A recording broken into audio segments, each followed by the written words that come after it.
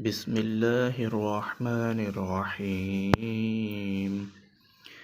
ألف لام را تلك آيات الكتاب المبين.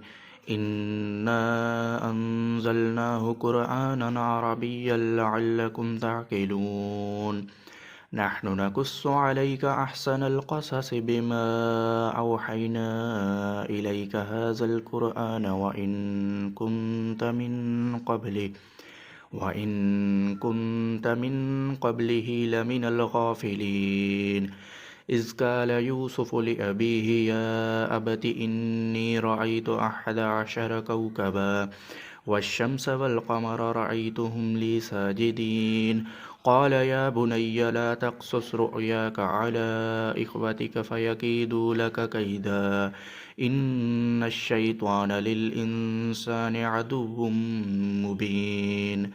وكذلك يجتبيك ربك ويعلمك من تأويل الأحاديث ويتم نعمته عليك وعلى آل يعقوب كما أتمها على أبويك من قبل إبراهيم وإسحاق إن ربك عليم حكيم.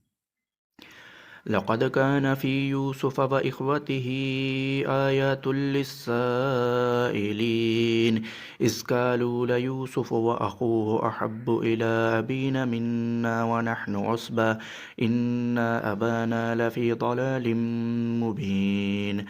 اقتلوا يوسف أو اطرحوه أرضا يخل لكم وجه أبيكم وتكونوا من بعده قوما صالحين.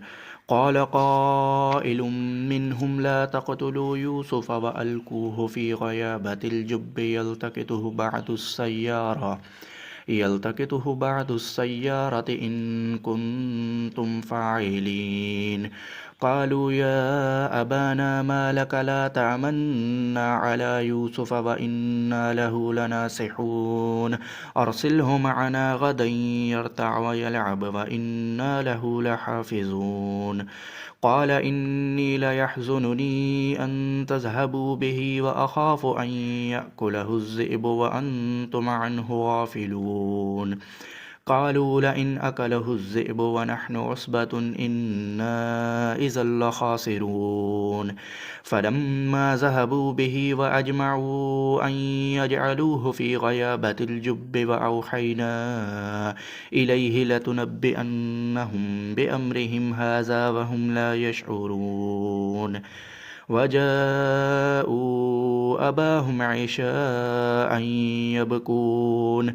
قالوا يا أبانا إنا ذهبنا نستبق وتركنا يوسف عند متاعنا فأكله الذئب وما أنت بمؤمن لنا ولو كنا صادقين.